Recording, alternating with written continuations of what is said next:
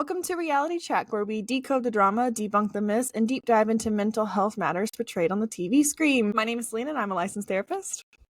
Hi, my name's Jacqueline. I'm the co-host and producer. Woo woo.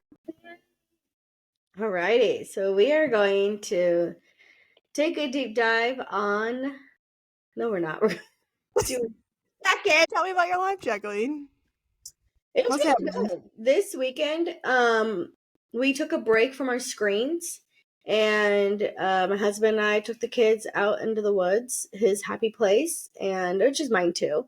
And we became one with nature and just, painted with all the colors of the wind.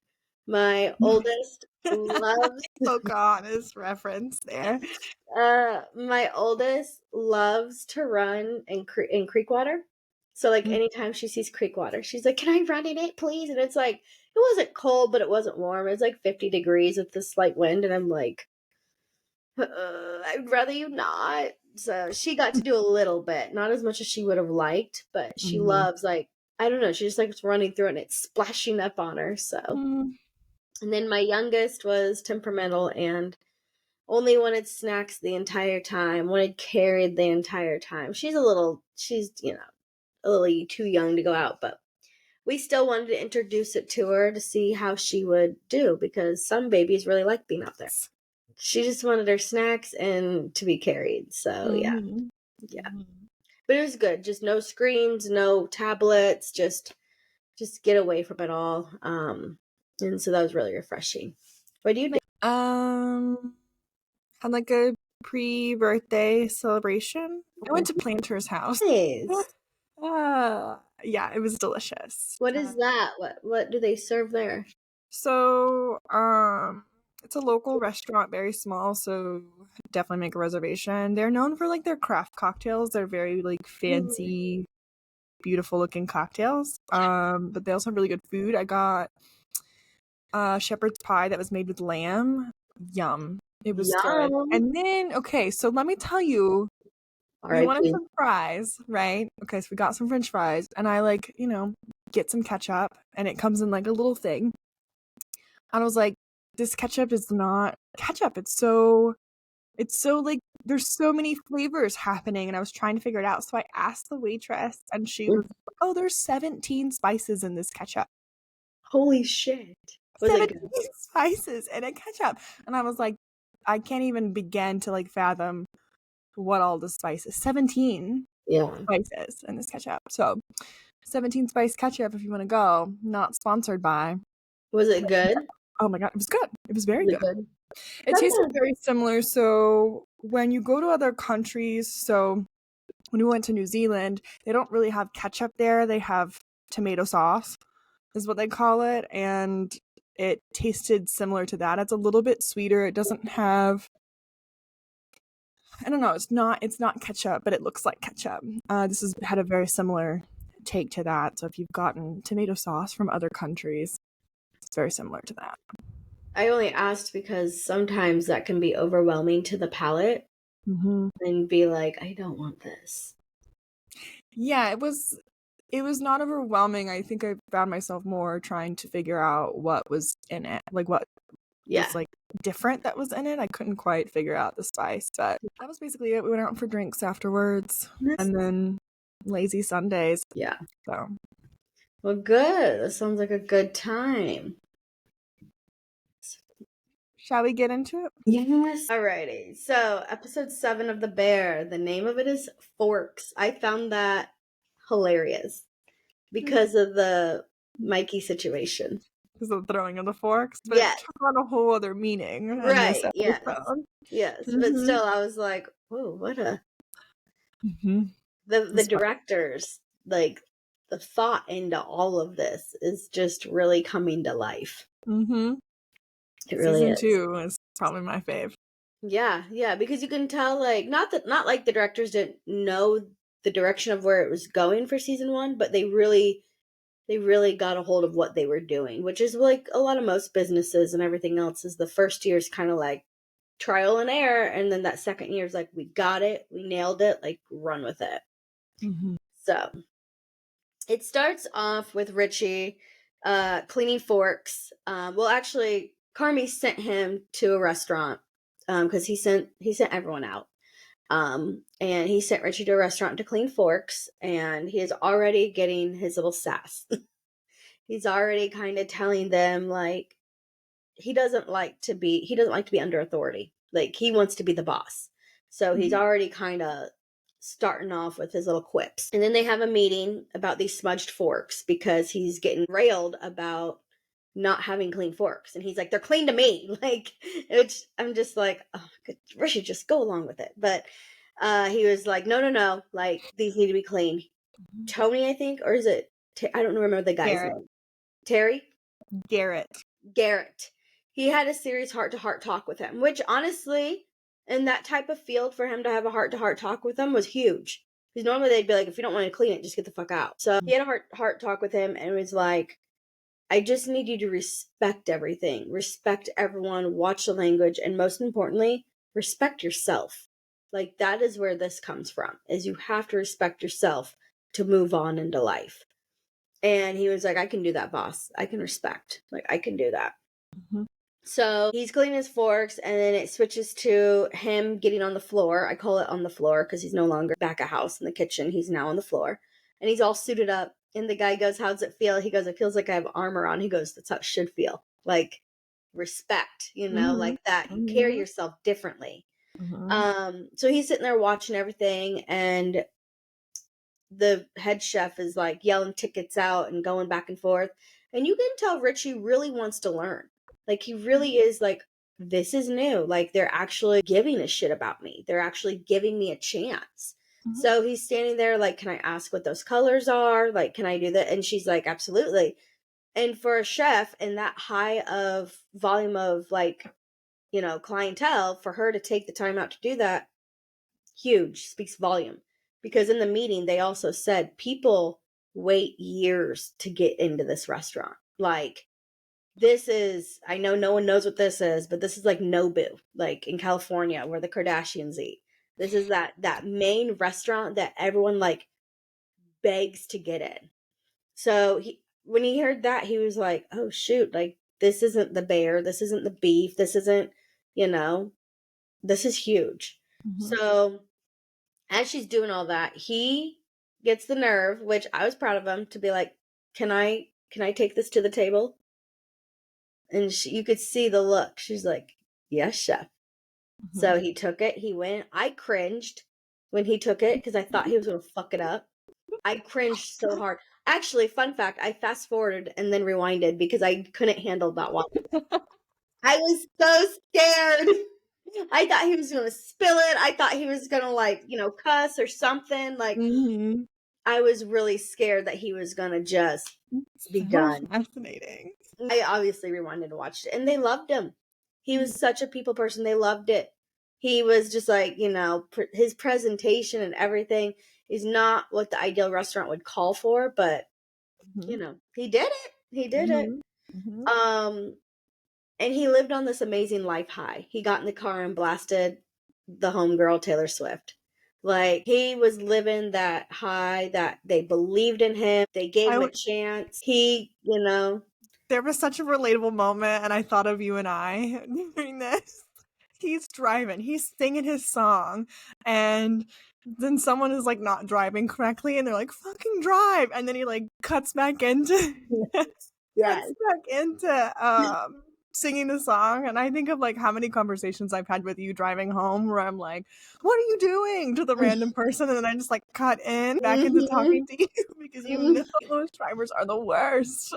Yes, I know. I thought of us too. I was like, oh my god, that's what she does on the phone with me. But yeah, he was living that high, and it quickly came down. Like, man, did that scene flip emotionally. Because then he called Carmi. And Carmi was like so wrapped up into what Fac was doing, which is fine, right? He's there, he's present. But he couldn't even give Richie the time of day. He couldn't even like step away from Fac and be like, hey, cuz, how are you doing? What's up? Is everything okay? Instead, he was like, what do you need? And Richie's like, I don't need anything. Like, honest, like, you could tell he was calling to like kind of say thank you without saying thank you. So that kind of happened, and then then it fast forwards again to him seeing a female chef. I don't know if she was the owner, the one She peeling was the the head chef. mushrooms. She Yeah, was the head okay. chef. Hmm. Because she was like, it's a family owned business, it's this and that, and every second counts. One thing I have really noticed about Richie, especially in this episode, he has such poor self-esteem, and we've talked about that before, but I think it's highlighted again in the fact his language of I've just been sent here to get out of their hair, right? And so then he's like, I am only polishing forks. This is bullshit. And then they're in that meeting with everyone from the restaurant, and they're talking about the smudge, right? Who did the smudge? Let's talk about it. Own up to the smudge. I'm tired of talking about the smudge. But it's because that restaurant has such high standards, and the attention to detail there is immaculate, which makes that restaurant stand out. And so I think in that moment, that plus the talk he had about respect with Garrett has really started to shift of like, oh, okay, like they're badass because of these like teeny tiny details. So me polishing the forks might seem like such a small thing, but it is actually really impactful. Like it impacts the system and it impacts the way everyone operates within the restaurant. So I think he's seeing that every part, regardless of how small, is important. Mm-hmm.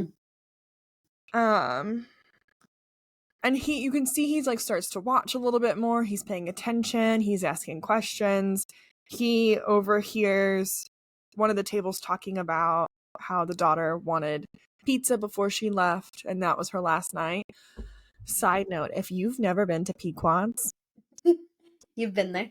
go. Oh, it is. I will. Oof, I will go to Chicago just to get Pequod's. Like, oh, Yeah. chef's kiss. It is the best deep dish pizza. It knocks Giordano's and Luminati's out of the park. Pequod's Pizza. How you are with pizza is how I am with spaghetti. I am a pizza snob. This is like I will judge your pizza. Like, Love it. I am a pizza snob. I will judge your pizza harshly. Pequod's Pizza is the best deep dish Chicago style pizza ever. So go there, put it on your list. But Not sponsored by Pequan I'm Pizza. not. Oh my god! I wish it was. I wish it was. Pequod's, if you hear me, send me your pizza. Oh, that's great. um, but so this restaurant like goes and like they get the Pequod's pizza and they bring it back. Um, and so he keeps asking other people like, why do you do this? And they're all like, acts of service. I love to put people's like smile on people's faces. I love to do this because I love to serve people and I love to pay attention to those details and just make them happy. And I Mm-hmm. think he's realizing that he also likes that because he was super pumped when they got the Pequod's pizza and delivered it and was like, hell yeah, like that was a win. And he got to get it. Yes, and he got to be a part of it. Like they let him play the Mm-hmm. game, right? If we're going back to like Mm-hmm. he just feels very young. Like they let him play. Yeah. And he got to do it and he got to win and he played the game right and that felt really good. He like understood the social rules. And that felt really good to him. What else with him? Yeah, I think it, like you keep saying, like the childhood thing, it brings it full circle. Like he is involved and playing, and like I said when I was cringing when it was his time to serve, I also fell with everyone that like every time he's in the scene, it's like, oh god, what's he gonna do? You know? Mm-hmm. But he did it. Yeah, I think it speaks. It's interesting that you were cringing. You're like, my God, he's gonna fuck it up, right? Mhm. Because I think that's how everyone sees him. Yeah. I think that's how a lot of people see him because he does. He like he does. He will fuck up because Yeah. he's not understanding the rules in which he needs to play the game. And so he will, but he is finally taking the time to slow down and start looking and listening and asking questions that he understands the rules of the game. Yeah. And But so they allowed him to ask the questions. yes, They allowed absolutely. him to do it, whereas the bear, there was no allowing. It was Mm-hmm. Carmi's way or no way.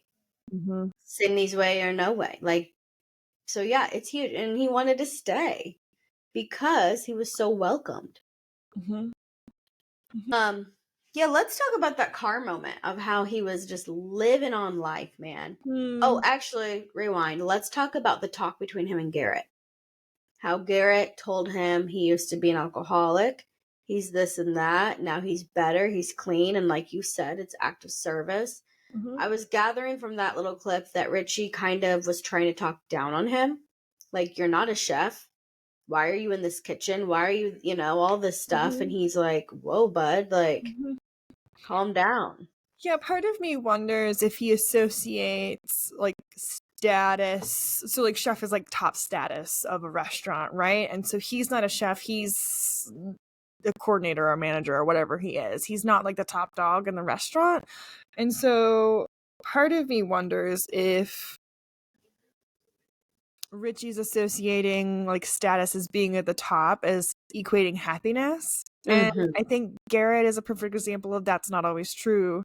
You could be whatever position he is. You could be a waiter. You could be the person polishing the spoons. And if that feels good to you and that feels like it has a purpose, that's great. I don't think you need to have. I think that a lot of times we're like, you need to be the boss to be happy, or you need to be in the top position to be happy, and that's not necessarily true for everyone. For Garrett, it's like I get to notice the little things, and then I get to serve, and then that feels really good to me. He doesn't have to be the top chef. He can just be the person who serves because that's what's important to him. So I think Richie is trying to lean into why is this important to him? Which I think, so thinking about self-esteem, this is really powerful because a lot of people with self-esteem will look to others to figure out how to behave and how to act and what they should think and feel. But I think we're seeing this turning point in Richie where he's starting to he's asking these people and he's finding all these different answers. And so it's not a one size fit all. It's like he's starting to really reflect on his own stuff of why he wants to do this. Which then brings us to the car scene. This one, again, it kind of made me tear up because I was just so happy for him. Ugh, I was so happy for him. Like, the pure joy. And also, like, you cannot not sing along with that song. So, yes, like, that is a song, if you hear it at, like, a wedding or a concert or whatever, you have to belt it out because He's driving his car. He's so happy. It's a love story. Yeah. And I think he's singing this because of his daughter. And then he like calls his ex and is like, I got Taylor Swift tickets and like, you want to come? And so clearly he's like, still has feelings, and she's like beating around the bush about telling him that she's engaged. I called it though. I called it. Well, I mean, yeah.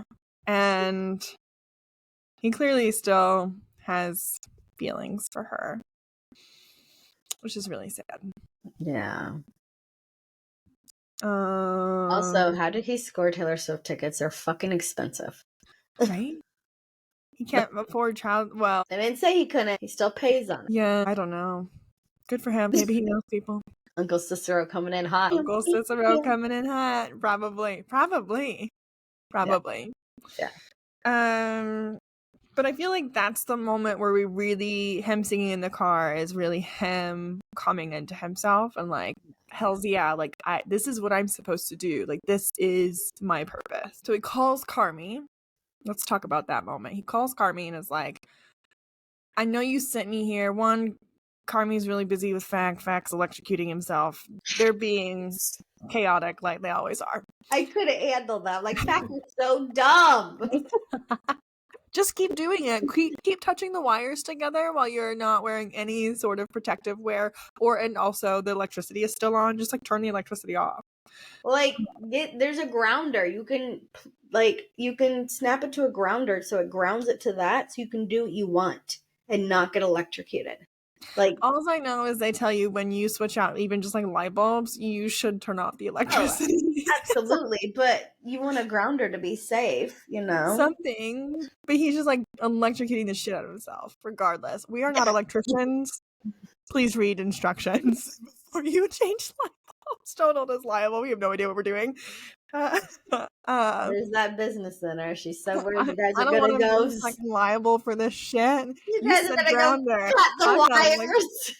I'm not an electrician. Well, So Jacqueline said to go get a grounder. people are dumb. People will listen to you. That's good. Anywho's. Okay, so they're chaotic. Richie Mhm, calls Carmi. mhm. Carmi is not able to step away. He's like in and out of both conversations, and there's misalignment between their communication because Richie is like, I know you only sent me there to get rid of me.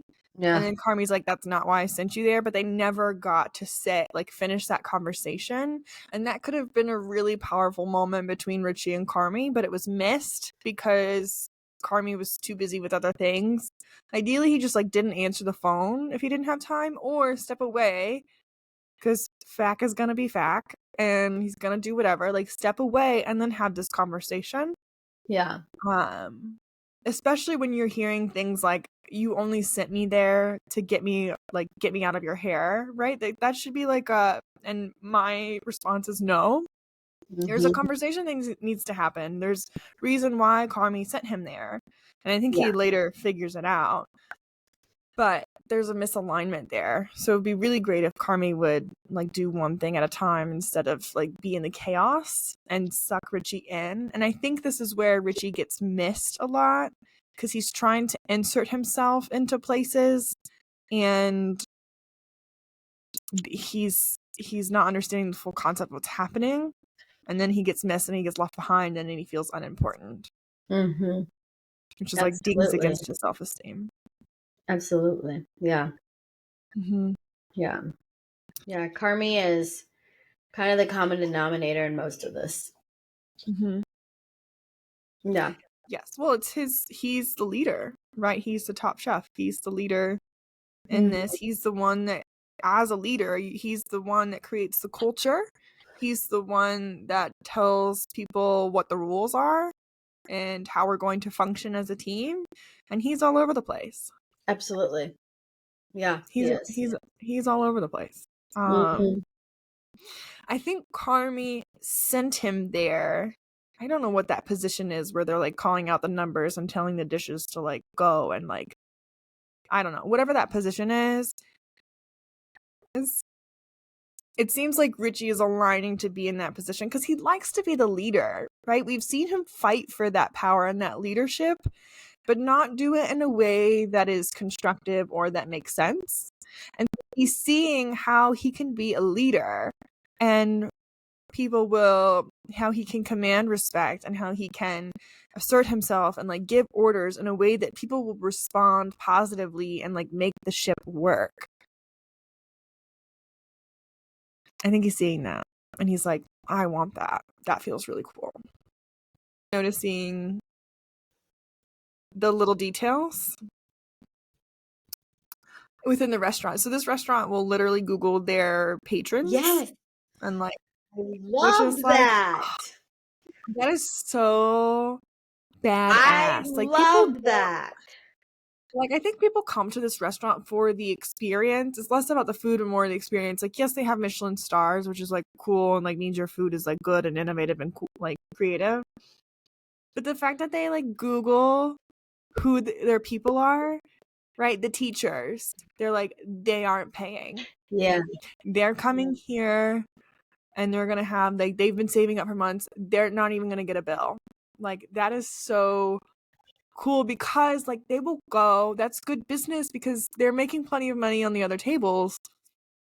Those people will go and have a memorable experience and then they'll tell all their friends. I know.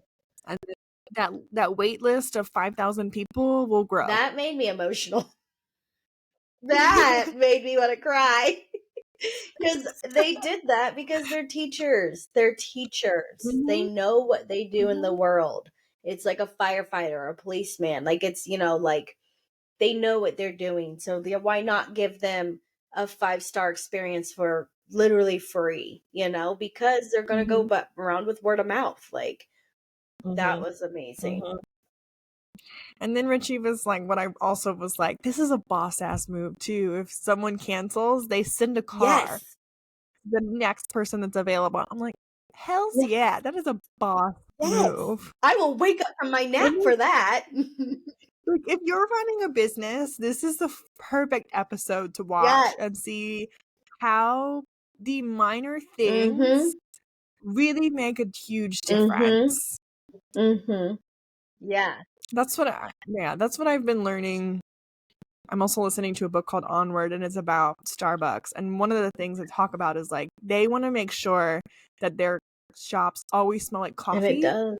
And when they introduced the sandwiches, their shops began to smell like cheese because they would like heat them up and it would smell like burnt cheese. And they're like, we can't have that. So they had to find solutions to make sure that the coffee smell is like, so that attention to detail. Yes. Chef's Because my favorite is going through that drive-through in Starbucks, and when that barista rolls her window down or whatever it does, hits me, and I'm like, give me all the coffee smells.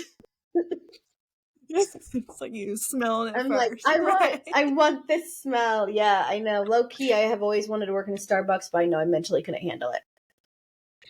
I don't want to do 8 pumps of Frav, 6 pumps of this, 9 pumps of that, and 8 pumps of dragon fruit. Just drink your coffee. Like, right. Let's get a black coffee. Everyone gets one. I'll take the order that needs a black coffee. Yeah. But I think he's understanding that it's the small little things that really matter. We can't cut corners. Like the beef is notorious for cutting corners and like doing things a real shady way. But now, like, to stand out, you have to pay attention to the tiniest of details. Yes. So knowing who your customer is like paying attention to details. Yeah. No, that was just. I'm so happy you brought that up because. Yes. So so bad. I just put myself in that position. Like, imagine me going, like, she likes spaghetti. Find the best spaghetti around. Like, go get it, Richie. Like, run down the street. Yes. She loves her Bloody Marys. Make it the best. Like, I'm a Bloody Mary snob, but yeah, no, I just loved that moment because thunder, because it really showed like the care in that restaurant. And you could see Richie also being like, oh, like it matters. It really does matter. Like, because he was looking through the windows and he was like, no shit. And they always called him out on his language. So he's finding like the little things matter. And I think he got really excited because he got to be a part of it, like we said before. Let's talk about the ending scene where he talks to Terry, the head chef. I found it very interesting how their stories were. Lay down. Look, you're on camera. So he talked to Terry, and it was interesting how similar their upbringings were. They both had military dads. And they both like didn't have a good relationship with their dad. And so she had brought up like, I had a restaurant and then it failed. And then my dad died and so I got money and so my family invested into this restaurant. So it kind of became the family business, which again is like his like adopted family's business, because he also describes his best friend's mom as more of his mom, which is Donna, which is also more context into like how he was raised. If you've watched or listened to the last 2 episodes, we know that Donna is not well, and so she's probably been not well for a long time. And so that is like his mother figure. It's nice that he had that, and he had like this like stand-in family, but he doesn't really know his dad, is what he also says. And so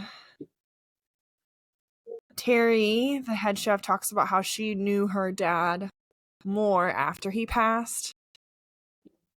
This I found so relatable and so true for so many stories. When someone passes, there's something about like people will just start telling all the stories that you didn't know about that person. That's happened to me in my personal life. Like, I think I found out more about my grandparents after they passed. than when they were alive, which is very interesting. Terry reads his books, goes through his stuff, finds that dad has pays attention to little things that she had no idea about him, right? She missed this giant part of his story. And I'm wondering if Richie also feels that same way about his dad, or Richie feels this way about Mikey. That's what I was thinking about. Because so then Richie was like, how does he sign off? How does he sign off? Mm-hmm. And obviously, it's every second counts because that's what's underneath the clock. And so Richie's is let it rip, or Mikey's is let it rip. And so then that becomes the little thing you'll see in the next episode of I think it's the next episode where they watch the let it rip on little paper. But the love story comes back on of Taylor Swift's song, and I think it really is honestly the love story between him and Mikey. Oh, their love for their friendship.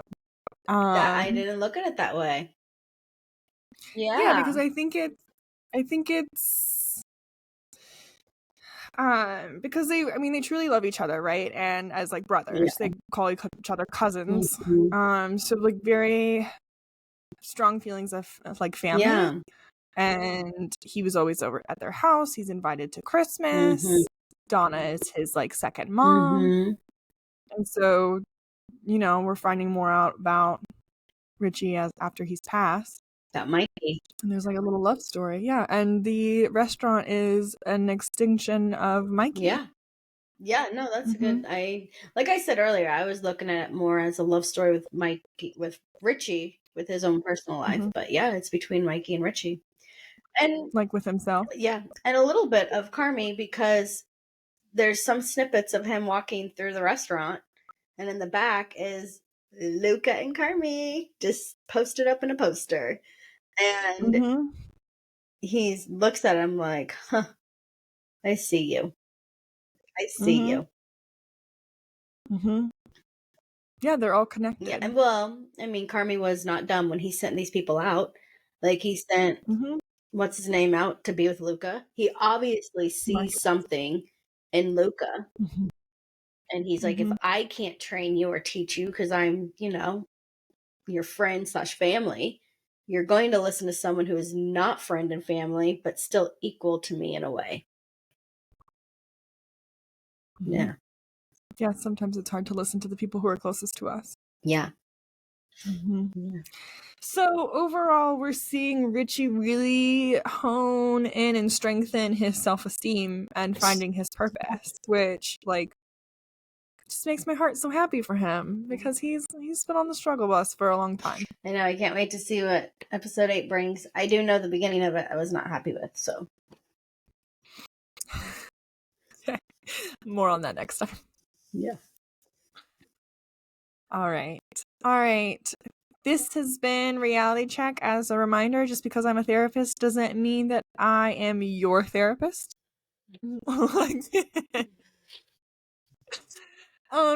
If something in this podcast has struck a chord with you, make sure that you go and seek therapy for yourself. We would love if you would like and subscribe to our podcast / YouTube channel. If you have any questions or comments, feel free to engage with us. We would love to hear from you, Lena. And this has been Reality Check. See ya.